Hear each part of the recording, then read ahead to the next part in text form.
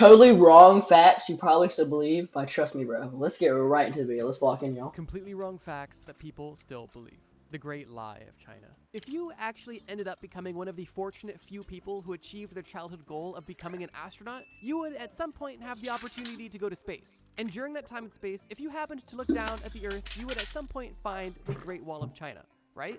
We all know that the Great Wall of China is visible to the Yeah, I'm guessing that's a lie. Cause I heard what's his name, deGrasse Tyson. I think Neil deGrasse Tyson. Yeah, that's his name. He said that that's a lie. You can't see the Great Wall of China from space, which I think is crazy. I mean, it makes sense though. It's like a road, and it isn't like as wide as a road. I might be stupid for saying that, but like, naked eye in space because of its sheer massive size. But what if I told you that wasn't the case at all? And the origins of this folktale actually date back to comic books. Let me explain. There is no doubt that the Great Wall of China is one of the coolest man-made structures on this entire planet. The history, the architecture, the grandeur, it's all insane. And because of that looks that, the like Great as Wall was a thick as perfect a candidate road. You know what I mean? That looks literally as thick as a road, dog. for the perfect lie. And this lie actually dates back as far as 1932. During this time, Ripley's Believe It or Not, yeah, the people that made the best book at the book fairs, were doing short stories and comic strips. And potentially one of their most iconic comic strips stated that the Great Wall of China was the mightiest work of man, and that it was the only man-made structure that was visible not from space, but from the moon. The comic goes on I feel like the pyramids are bigger. You know what I mean? Like the biggest pyramid, I feel like that would be able to see from space more than you can see the Great Wall of China. Like I know it's long, but we have roads that are ginormously long, and it's not seeable from freaking space. I don't think. to state other facts and information about the Great Wall of China, but that first line about the Great Wall being seen from space was not only an unsubstantiated claim, but was also enough to get people hooked, line, parent, and sinker. And from that point on, Yo, I just got an ad. Freaking Roblox, like registering if your child got molested by someone on Roblox, well, not molested, like sexually harassed on Roblox. What the hell? What? Why is there an ad about this? It was like legally and stuff, how much you can earn. Like, yo. this wild claim made before anybody even went to space was just taken as fact. And well, the myth still persists to this day. Now, I would say it's more or less common sense that you can't see any one specific man-made structure on Earth from the moon, but I can see where it gets a bit dicey when you swap the moon for space. But with the construction of the International Space Station, it has been confirmed by numerous astronauts that the Great Wall of China is not visible to the naked eye from space. Astronauts have claimed that they have seen the Great Wall of China, but it has required magnification. But on top of requiring magnification, they also need to be extremely focused on where they're looking because the Great Wall of China blends into the landscape so well. The brown and gray bricks on the wall don't necessarily contrast super well from the Yeah, I feel brown like it trees and dirt. does. And for that Yeah. reason, unless you know exactly where to look and you have a bit of magnification, you're not going to see the Great Wall of China from space. And you'd have a much better bet looking from a commercial airplane, assuming you knew where to look and it was clear. Now, to add a bit of insult to injury, astronauts have also Are we still at 0 viewers? Let me see. Okay, we have one watching. I think that's me because I'm like watching through my TV to see the comments. That's wild. We'll get more freaking viewers eventually. claimed that there are other man-made structures that are way easier to spot from space, with those structures being way less important than the Great Wall of China, specifically airstrips and large stretches of road. And the reason for that is simply because of contrast. The dark black tarmac used to make roads and airstrips is much more visible. And on top of that, these simple structures are typically very straight. And as some of you may know, straight lines do not exist in nature. So for those two reasons, these simple structures stand Wait, out a lot more what? than the Great Wait, what? There's no straight line in nature? Wall of China. So yeah, That's the new. Great Wall of China is cool, but it's not visible from space cool. Let me like the Which, video real quick. please, I would say it's safe to assume that most people watching this video are familiar with the hysteria-induced Salem witch trials of 1692. And while the witch trials happened and were crazy, there are a ton of myths and misconceptions surrounding the Salem witch trials. So for that reason, I'm gonna kind of speedrun a bunch of Salem witch trial myths. You know, because we are getting into the spooky season. What Okay, for is Salem starters, witch it trials? wasn't So just dumb. women that were being accused of witchcraft. During this time, Oh, okay. So everyone I'm guessing Salem witch trials was like when people thought you were a witch and they hung you. I'm not good with my history, folks. Like actually, He seems like my worst subject. Everybody was hysterical, and nobody was safe from a demonic or witchcraft allegation. And while it is a fact that mostly women were accused and prosecuted, a quarter of the people that were killed during the Salem witch trials were actually men. This may or may not be surprising, but what probably is surprising is the fact that it wasn't only humans that were killed during the Salem witch trials. There was at least 2 dogs confirmed to be No, that's kind of killed messed because up. they were Or no, that's accused kind of and found messed up. guilty of witchcraft. And in these dogs' cases specifically, they were found I feel guilty of that's being really messed under the up. influence of witchcraft, which means that it wasn't even their fault, but they still died because of it, and that is sad. And speaking of deaths, I think the most common misconception about the Salem witch trials was that witches were burned at the stake. And while it's undeniable that at least 20 people were killed during the Salem witch trials, none of them were burned. That's right, 19 of them were hung, and one of them Yeah. was crushed to death by rocks. Now, if you're saying to yourself, I By know for a rocks, fact yeah, that what the witches hell? were burned at the stake, you're right. But it did not happen in Salem. All of the burnings that happened took place in Europe. And while the Salem witch trials only lasted roughly a year, there was multi-year-long hysteria and witch hunts that took place over in Europe that claimed the lives of thousands. And over there, they were burning witches left, right, and center. And I find that a bit interesting because Salem is now forever bound to the concept of witch hunts and witch trials. Although, compared to the witch trials that took place in Europe, what happened in Salem was really a drop in the bucket. Not to say that it was okay, but I mean, comparably, 20 deaths versus 1,000, you'd think they'd associate the practice with the Europeans. Or at least the Europoopans. Oh my god, that was so dumb. Razor sharp lies. When I was a young, naive, little bro, I was once told that if you shaved your face, the facial hair would grow back thicker and darker. And hearing this as like a 13... Wait, that's not true? Yeah. Wait, I thought that was true.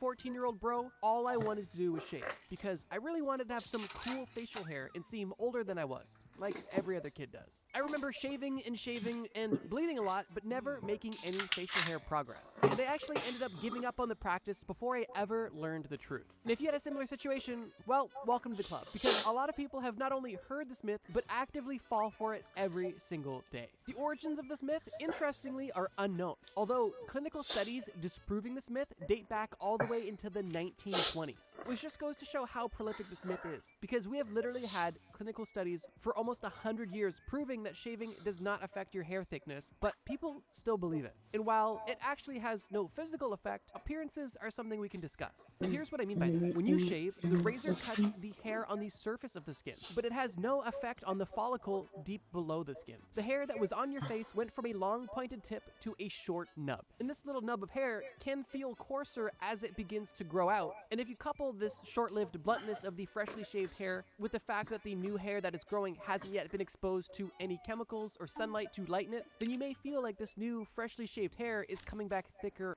and darker. But in reality, it's more or less of an optical illusion that typically only lasts a few days. Sorry, I was The being ladies are going to stupid. know what I'm talking about. You know, if you shave your legs and then a few days later your legs feel prickly, that's because of the blunted, coarse hair. You're not getting hairier or growing new hair, it's just the hair that was there needs some time to grow that fine tip again. And if there really was any truth to this myth, don't you think shaving your head would become the #1 remedy for baldness? I mean, to be fair, it kind of is the #1 remedy or solution, but not because it grows your hair back. It just prevents you from looking like Murr from Impractical Jokers. But yeah, while there are genuine methods of regrowing hair, That show was so good, yo. I'm about to go on like a side rant, but like honestly, that show was so good. Impractical Jokers.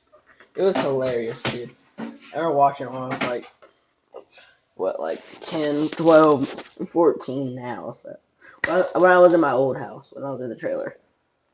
That's when I remember I didn't stream back then, but I remember like the first day I came into this house is when I uploaded like my first YouTube short. So yeah, that's kind of crazy to think about. Ever since I moved into here, is when so this is basically my stream. This is like basically what started my stream life. That's kind of cool. I'm going on a crazy side rant. All right, let's get back to the video.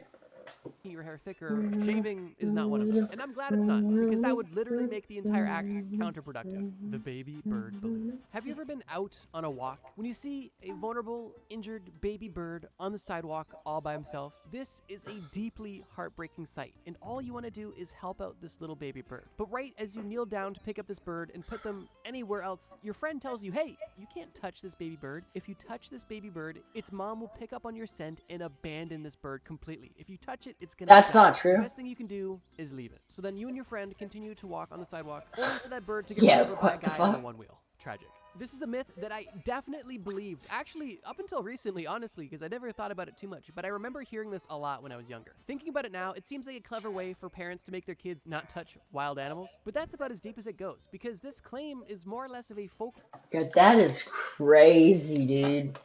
I really thought that was true. folklore or a myth. When speaking about birds specifically, first of all, birds don't even have a very strong sense of smell to begin with. So scientists claim that it's highly unlikely that a bird would even be able to tell the difference whether or not their child has been touched by a human or not. And regardless of their lack of smell, birds are dedicated parents and go to pretty extreme lengths to ensure the survival of their children. Even if that means killing one of their children, which sounds counterproductive, but I mean, if you've got 4 kids, one of them sucks, and you want at least 3 of them to live, you gotta get rid of the bad one, at least in bird logic.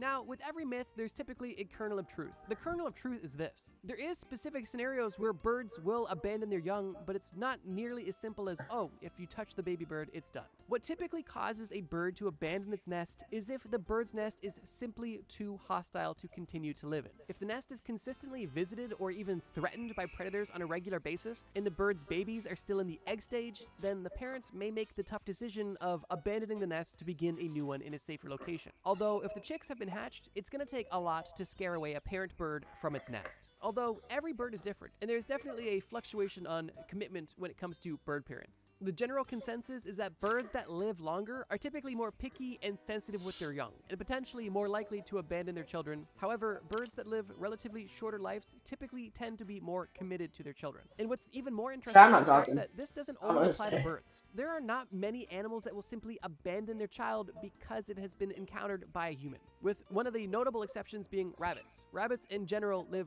very high stress lives and can even die from stress if you try to pick one up. But besides rabbits, most For real? Rabbits can die from stress if you pick them up. That's kind of wild. Also, do y'all like my new sub count? It looks a little different. My ears hurt from wearing this stuff, bro. Most animals are not going to ditch their kids simply because you touch them. Now, with all of this being said, I feel like it's important to note that you shouldn't be touching baby animals in most cases. You don't know what diseases they have, and they don't know what diseases you have. In most cases, baby animals are not far from their mothers, and even if you don't see them, the parents are typically watching or not too far away. And if you find yourself in a situation where there is a vulnerable baby animal that is in desperate need of your help, don't neglect it out of fear of it being abandoned. However, Bro, another ad. You got. if there Bro, these ads get on it because it makes it way harder to edit. Because now I have to cut out like 15 ads in a 20-minute video. Like, what the hell?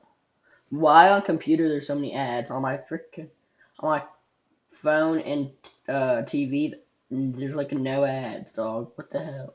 there's a baby animal that you see that's safe, although alone, it's best to leave it alone and assume that the parent is nearby, which is often the case. Although, use your discretion and feel free to call your local animal shelter to get more professional advice. Okay, changing gears. This next myth is crazy, and it's one that people still believe, once again, to this day. However, today's video sponsor, Five, is here to dispel it. Some people believe that in 2025, if you are an adult over the age of 21 living in the United States, that you can't get delicious, safe, and effective gummies All right. delivered right to your delicious and effective ingredients. Enough, Five now give watermelon chill use my link in the description their or maybe fact. The mouthful myth. Have you ever been watching TV and either seen somebody have a seizure or maybe get knocked out in a fight, only for people to run to the rescue and put them on their side and maybe even put something in their mouth to ensure that they do not swallow their tongue? I know I have, and I can't I've pinpoint seen exactly that. where, honestly, but I know for a fact that I've heard that it's not only possible, but a genuine risk that if you become unconscious, whether through sleeping, seizure, or trauma, that there's a chance that you could swallow your tongue and suffocate. If you've heard or Okay, that sounds stupid. What? That honestly sounds stupid. Like, I got a big tongue, but like, I don't know. That just doesn't sound true. Sounds kind of stupid. I don't know.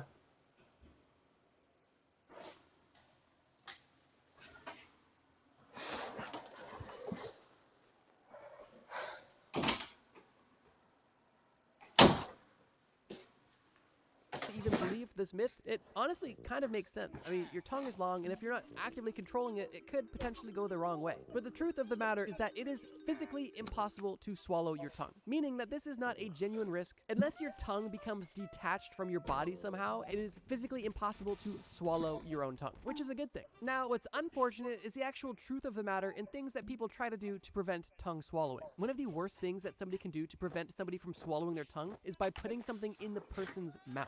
If someone specifically having a seizure has an object in then they're gonna choke on that. Whatever you put in your mouth, then they're gonna choke on whatever you put in their mouth. inserted into their mouth, it can essentially just become a weapon and causing potentially broken teeth and now a new foreign object being in the mouth of somebody who's unconscious and seizing, which is a genuine danger because this object could be swallowed, which is definitely not good. What actually happens if you become incapacitated? Well, unless you're seizing, all of your muscles are going to relax. This includes your tongue, and when your tongue is in a relaxed state, it is possible for your tongue to partially or even completely obscure your breathing. Obviously, this isn't swallowing your tongue, but it is still dangerous. This phenomenon is extremely common, and it is known in most cases as snoring. Sleep apnea specifically is a result of a partial blockage in your airway during your sleep. But in the case of somebody who's currently seizing, their muscles aren't relaxed whatsoever. One of the bigger risks isn't their tongue falling to the back of their throat, it's actually the individual biting their tongue, and in some cases off. If you thought biting your tongue accidentally when you ate felt bad, imagine unconsciously putting all of the force of your jaw onto your tongue for minutes on end. That is a scary thought. But in either of these situations, whether your body is relaxed or tense, it is impossible to swallow your own tongue, although it doesn't mean that you shouldn't consider it when helping somebody who is unconscious. The best way to really help anybody who's unconscious is to put them into the recovery position, which can prevent tongue issues and allow somebody to vomit without choking on it as well. Here's a quick graphic on how to do the recovery position in case you wanted to know. Honestly, doesn't hurt to know because it literally could save somebody's life. But this video isn't about saving lives, it's about disproving myths. So let's keep going. Dead toenail tails. You and the neighbor kid are hanging out. And during this hangout, you guys get bored. What? And the neighbor kid says, hey, let me show you something. It's pretty cool. You follow him outside and you guys go on a short walk when you end up in a dark building in a basement. He turns on the light in this basement and all you see is doors on a wall. The neighbor kid opens one of these doors and pulls out a tray. And on this tray, disturbingly, is a dead body. You don't even believe what you're seeing at first and assume you're in a haunted house. When the neighbor kid confirms your worst nightmare, he says, look at this dead person. You reluctantly take a peek and say, yeah, what about it? When he tells you their hair and nails are still growing. Look, I was here yesterday and their hair and nails weren't nearly this long. At that point, morbid curiosity takes over and you take a look at their fingernails, which do look a bit long. The neighbor kid, wait, you were here yesterday? And then you both decide to stop disturbing the dead and leave. That story admittedly was morbid, but it helps me paint the picture of this next misconception. Seemingly forever now, people have believed that after you die, you still continue to have hair and nail growth for some time after death. And whether or not You this is don't? something you've ever heard or believed, the reality is this. No human grows hair or grows their nails after death. Although, similar to the shaving thing, there is a bit of an optical illusion at play, and it is a morbid one. At this point, numerous dermatologists have debunked this myth simply by claiming is what you're seeing when you see potential nail growth or hair growth after someone dies isn't the actual growth of the hair or nails at all. What it is a dehydration of the body causing a retraction of the skin, appearing the hair and nails to seem larger or longer. And while that may give you some clarity, it still doesn't answer why you're hanging out with a dead body. But seriously, to grow hair and nails, your body needs to be 1, alive, and 2, able to regulate a complex hormonal system that allows the creation of hair and nails to even happen. And this is even a struggle for some people that are alive, let alone dead people. But leaving Will Smith's husband out of it, to further prove this point, we're going to now show you graphic images of dead people. 3, 2, I am just kidding, and I know some of you were kind of looking forward to it, and you need to seek help. Food fairy tales. Admittedly, transitioning from dead people to food isn't ideal, but here we are. And we've got a stinker. I would argue that most people have at least heard, or potentially even still believe, that eating turkey specifically makes you sleepy. And they might even have... No, that's just crazy. I thought it actually is. That's how is that fake? I actually really thought that was. Yeah, this is actually kind of a crazy video. Have evidence to back it up, which I'll quickly explain. People that believe that turkey makes you feel sleepy believe this I'm sleepy right now, dude. Really sleepy. because there is a chemical known as tryptophan within turkey. Interestingly, there is scientific evidence that shows that tryptophan is involved in sleep and mood control and can even cause drowsiness. And L-tryptophan has even been sold and marketed as a sleep aid. So far, it seems like turkey making you sleepy is proven true, right? But here's where things get interesting. Because while all of this is true, turkey meat is not the only meat that contains tryptophan. For example, chicken and minced beef also contain nearly the exact same amount of tryptophan, roughly 350 milligrams per 150 grams of meat. But besides this, pork and cheese actually have more tryptophan than turkey, which kind of muddies up the equation a bit, because nobody talks about eating pork or cheese and then going to bed, or Without a chat, this streaming stuff is not for me. chicken or beef for that matter. It's always turkey. But to make things even more muddy, L-tryptophan supplements are typically recommended on an empty stomach to help maximize absorption. And if you're eating turkey with, a Thanksgiving meal with stuffing, with bread, with other things, your absorption of that tryptophan is going to be lower than if you were just eating turkey by itself, further reducing its effectiveness. I don't want to get all technical on you, but here's the truth. A lot of people believe that eating turkey specifically makes you sleepy because it's full of tryptophan. And while on the surface that seems like it's plausible, in reality, the reason why people feel so tired after eating a huge turkey meal, typically on Christmas or Thanksgiving, is because exactly that. They are eating a huge meal, and it's the meal itself that is causing the drowsiness. Any large, solid meal can induce sleepiness because of the increased blood flow and oxygen to the digestive system. And why that is because if there is extra blood and oxygen in your digestive tract, you know where it's not? In your brain, which means that you're literally going to feel more lethargic, and in most cases, sleepy. So yeah, turkey won't make you any more sleepier than chicken or beef would. And if you're sitting at Thanksgiving dinner wondering why your dad is asleep at the table, it's not because he had too much turkey. It's because he had 14 beers in the garage before dinner. The lazy brain legend. Quickly, if you guys are enjoying this video and would like to see me make another video on completely wrong facts, feel free to leave a like or leave a comment saying part 2. That way I know that you guys really want a follow-up to this video. Also, if you're part of the 70-something% of people that aren't subscribed, feel free to consider it. We make pretty good videos and we post every Friday. Now, let's talk about your lazy brain. We all know that in 2025, there is an endless supply of self-help gurus telling you that you need to be better and selling you the solution to be better. But the reality is, this business practice is nowhere near new. And people were even doing this as early as 1907. What were people saying in 1907? Well, they were saying that you are only using roughly 10% of your brain.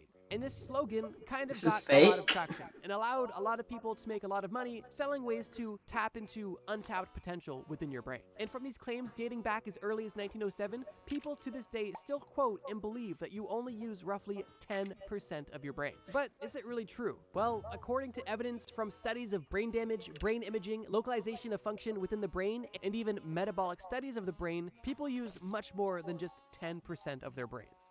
Now, specifically focusing on the brain imaging studies, out of the countless brain imaging studies that have taken place, none of them have ever shown an area of the brain to be fully silent or inactive.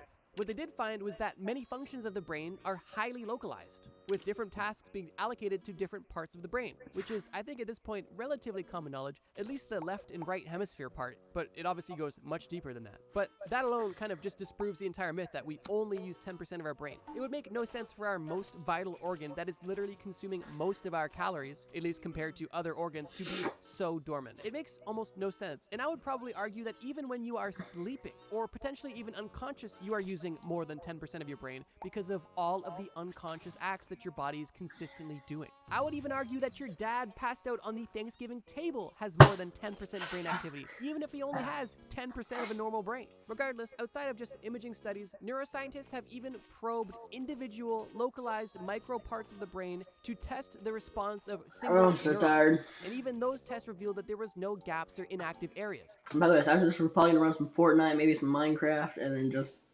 end the stream. Maybe Rainbow Six Siege, just normal stuff without a face cam. Cause I'm not. If I don't have a face cam on, it's because I'm not gonna make it into a video, and I'm just streaming the stream. Everywhere that they probed in the brain was able to essentially respond to the stimuli, proving that all of the brain was active. And whether or not all of the brain is doing equal quality or efficient work is a different conversation. But the claim of 90% of the brain being unused is completely untrue, at least from a biological standpoint. There may be a separate argument specifically about this conscious versus subconscious mind, but even still, your subconscious mind is active, it's not dormant, it's just not fully within your control. So yeah, good news, you use more than 10% of your brain. The bad news is even 100% of 0 IQ is still 0 IQ. But regardless of what your IQ score is, I have a video for you. The video you see on screen right now is actually Alright, that was a good video. See y'all in the next CN Chocolate video. CN Chocolate signing out.